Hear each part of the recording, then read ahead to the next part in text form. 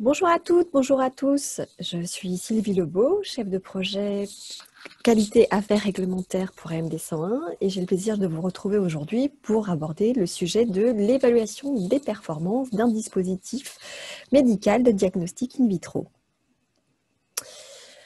En effet, le changement de réglementation entre la directive 98/79 et le passage au règlement 2017/746 a un fort impact sur les preuves cliniques.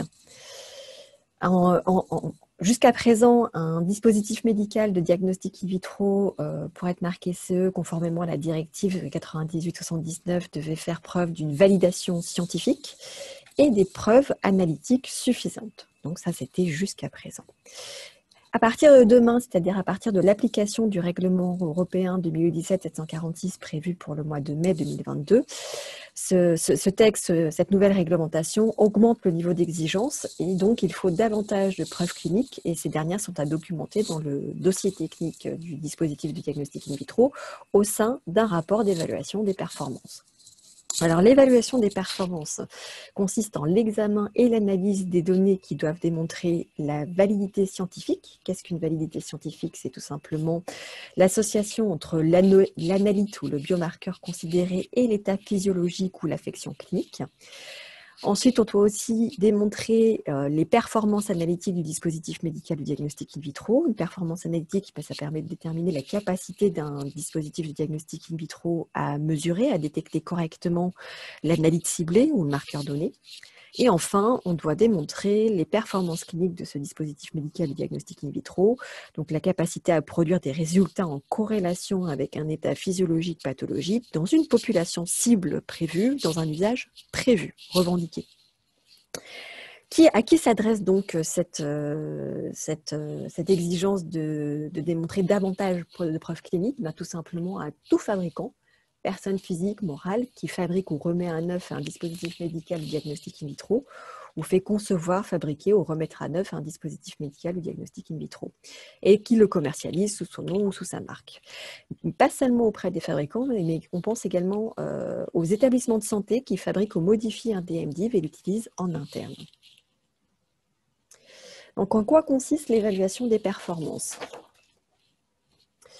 Donc, ce fabricant ou cet établissement de santé cité précédemment doit planifier, analyser de façon itérative les données obtenues en continu et documenter cette évaluation des performances selon un plan. Donc, ce plan d'évaluation des performances doit préciser les caractéristiques du dispositif. Pour cela, vous pouvez vous référer au texte de la réglementation 2017/746.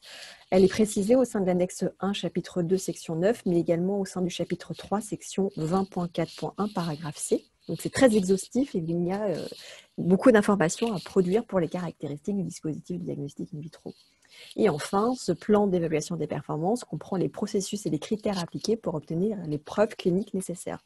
Vous devez définir vos procédures, votre méthodologie, les indicateurs, en tout cas les seuils qui vous ont permis d'évaluer les données que vous allez récupérer. Enfin, ce plan d'évaluation des performances intègre, et là je liste certains éléments de façon non exhaustive, donc il intègre la revue de l'état de la RANI, les normes applicables que vous allez utiliser pour démontrer la conformité de votre dispositif médical de diagnostic in vitro à la réglementation, les spécifications communes si elles sont applicables, les critères utilisés pour déterminer le rapport bénéfice-risque, les revues de littérature que vous allez produire sur le dispositif médical considéré, sur d'éventuels similaires existants, la démonstration de la validité analytique des performances cliniques et des performances analytiques. Bien sûr, on n'oublie pas de joindre également le plan de suivi des performances après commercialisation, plus communément appelé SPAC. Et donc, une fois ce plan d'évaluation des performances réalisé, on collige, on centralise toutes ces informations dans un document qui est le rapport d'évaluation des performances, qui inclut donc les données des études des performances et des recherches documentaires. Donc, on collige le rapport de validité scientifique, le rapport de performance analytique et le rapport des performances cliniques. Et systématiquement, dans chacun de ces paragraphes de rapport, on y détaillera la justification des méthodes appliquées, on y interprétera, on analysera les données générées et on n'oubliera pas, bien sûr, de discuter de toutes les données favorables et défavorables. C'est un point de vue objectif, ce n'est absolument pas subjectif. On explique les résultats obtenus et on les analyse. Et donc, toutes ces informations et toutes ces données vont permettre d'obtenir ces preuves cliniques. Donc, ces preuves cliniques démontrent, en tenant compte de l'état de l'art, que le bénéfice clinique attendu pour le patient est assuré et que le dispositif de diagnostic in vitro est sûr à l'utilisation.